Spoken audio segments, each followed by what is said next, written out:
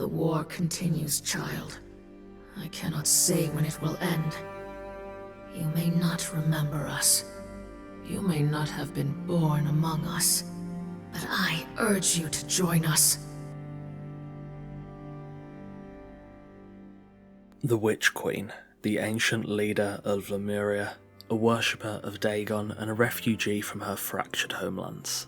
In a search for a new home for her people, she encounters a lush paradise that soon reveals the secrets hidden beneath the fiery earth.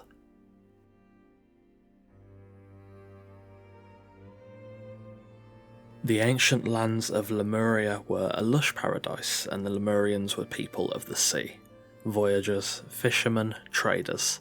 Their islands were prosperous under the watchful eye of their sea god Dagon, and life couldn't have been better for the Lemurians. In their splendour they had become significantly advanced compared to other civilizations, and had discovered the secrets of many technologies and processes that the more primitive of people could only dream of harnessing. At the seat of power, their leader, the Witch Queen. A role traditionally held by females, most Witch Queens live for hundreds, if not thousands of years due to Lemuria's sacred magic. However, such peace and prosperity couldn't have lasted forever, as the cataclysm came for Lemuria. The earth shook beneath their feet, and their once lush lands fell to the fire and chaos as they began to sink slowly beneath the waves. The ocean that had provided such luster and life to the Lemurians now slowly eroded their empire, dragging them down to the deep as the survivors managed to flee on the few remaining boats, sailing west. After much time on the unforgiving ocean, they landed upon the eastern coast of an island they were familiar with. As they disembarked their tattered ships, the Kari took them for their own, seeing the landing as an act of war. The relentless Kari brutalised the Lemurians, and though the Lemurian Empire could have easily destroyed the, by comparison, quite primitive Kari, the few survivors that had escaped the sinking lands had no such luck. After a while under their brutal regime, some of the Lemurians managed to escape, a remnant of a remnant. They continued west as they always had. On their journey west, they stumbled across more previously inhabited islands, where even more of the survivors chose to stay in a somewhat vain attempt to rebuild the empire. Others were still hesitant of the ocean that had betrayed them, and continued onwards even further, their numbers dwindling still. Finally, the Lemurians reached a fertile land with rolling hills and lush wildlife, the Exiled Lands. Eons before we see it now, the Exiled Lands was plentiful in its offerings. Snow had not yet begun to fall in the north, and through the thick swamp in the east, it was clear to the Lemurians that whoever lived on the island were far more advanced than themselves. Across the sprawling landscape, the Witch Queen could see massive carved blocks of stone, a crystal clear lake dammed and siphoned across aqueducts, statues looming over the river, and at the core a gargantuan city.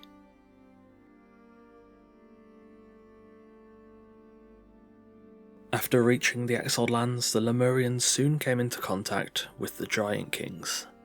Assuming these were gods manifest into form, they fell to their knees in worship. Neither could speak the other's language, but soon the sorcerers of each side managed to work a powerful ritual, enchanting gems that could facilitate communion between the two, gems that the Lemurians forged into bracelets, the same bracelets that now bind the exiles to the land. During the complex ritual, the bracelets were created using the tears of two races, tears of mixed blood to solidify their bond. These tears, whilst consumed in the ritual, would be incapable to attain again, unless one could find someone born of the blood of the Lemurians and the Giant Kings. The Giant Kings allowed the Lemurians to settle the swamp, and both sides shared knowledge and information with the other. After a while though, the Giant Kings became alarmed at how fast the Lemurians were able to give birth and repopulate, blisteringly fast compared to the plodding, dismal birth rate of the Giant Kings. The Witch Queen herself was included in that rapid birthing population, as she had a daughter named Telith. In an effort not to encroach on the territory of their hosts, the Witch Queen sent scouts far to the north to find land that could support the growing Lemurian population. Rather than fertile land, though, the scouts found something horrific. Deep beneath the earth, in what seems to now be the well of Xel-Ha, they found a gargantuan city. Within, terrible shrines to the elder gods and the serpent men of Volusia, an ancient enemy of humankind. The Lemurians confronted the Giant Kings in anger, and when they refused to give the Lemurians the northern lands to eradicate the serpent men, the spectre of war loomed over the exiled lands.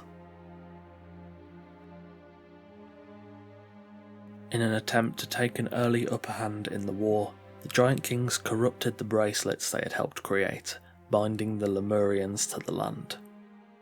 In retaliation, the Lemurians annihilated the aqueduct and established Xel-Ha, an outpost in the north, to prevent the serpent men from escaping the well and joining the war effort. Xel-Ha stood for a while, serving its purpose until Tyros Deathbringer and his men levelled the outpost, slaying the Lemurians there and bringing a critical victory to the Giant Kings. During the war, the Giant Kings built beacons to warn of Lemurian approaches, but that couldn't save them from their fate. The Witch Queen offered a promise of peace to the archivist, but cut him down in cold blood in the circle of swords and left him to rot, dooming his spirit to the archives. During the war, after the destruction of Xel-Ha, the Witch Queen's daughter Telith met Tyros the Deathbringer, a half-breed of human and Giant King with whom she had Xel-Ha, the Witch Queen's first and only grandchild, perhaps a sign of hope. During a skirmish in the north, the humans deployed a weapon said to be forged of their strange science, and devastated the Giant King's armies. Those who survived fled south, and in their retreat, the Priest King proposed a suggestion to Warmaker Klalel. In desperation and fear of losing the war, he agreed to this suggestion, a vile ritual that would scour the landscape. The ritual was powerful, and the Warmaker lost control, unleashing the sandstorm towards Xel-Ha.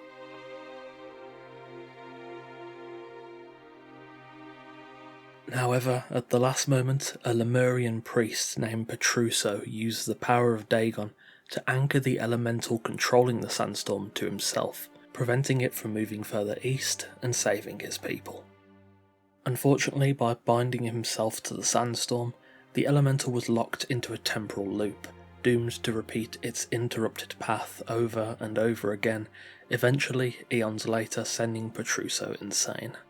As the war came towards its close, both the Lemurians and the Giant Kings gave way to the ceaseless march of time, and the sandstorm wrought a rapture across the exiled lands, scouring the landscape over the eons that passed.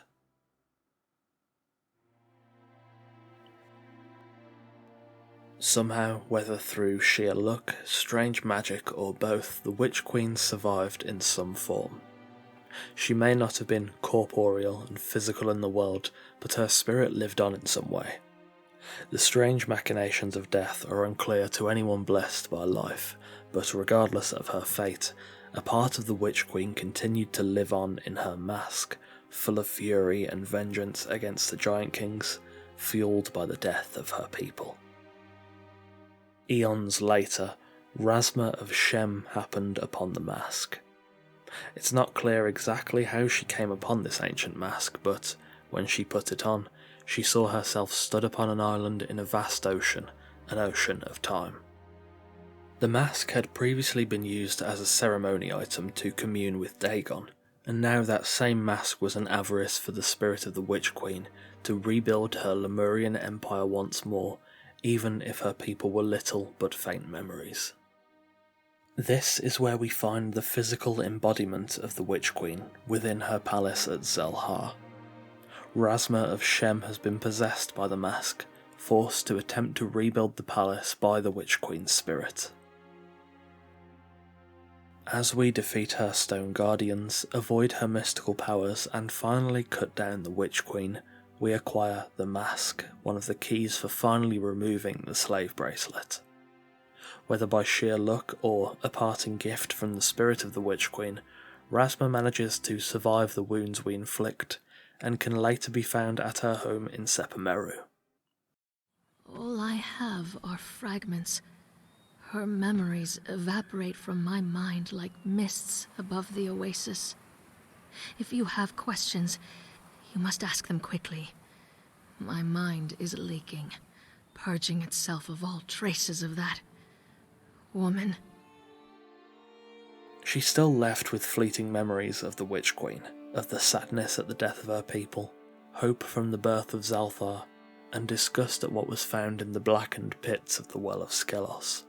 Rasma is physically okay, at least, but her memories may continue to be pervaded by the Witch Queen for a while longer, even as she journeys on with Conan. As for the Witch Queen herself, energy as vengeful as hers cannot simply disappear. It's safe to assume that her soul still lives within the mask, and even as we use it to craft the keystone and free ourselves from the shackles of the exiled lands, perhaps her soul continues to live on endlessly, waiting once more for another woman to don the mask and help her rebuild her empire once more. Thank you very much for watching. The Witch Queen's story is quite long and detailed, and in some ways leaves more questions than answers, especially about the terrible weapon the Lemurians deployed in the north. As always, I hope you've enjoyed the video. If you have any suggestions for who or what to cover next, do let me know in the comments below. Thanks again for watching, and of course, a massive thanks to all of our patrons. Take care, and I'll see you soon.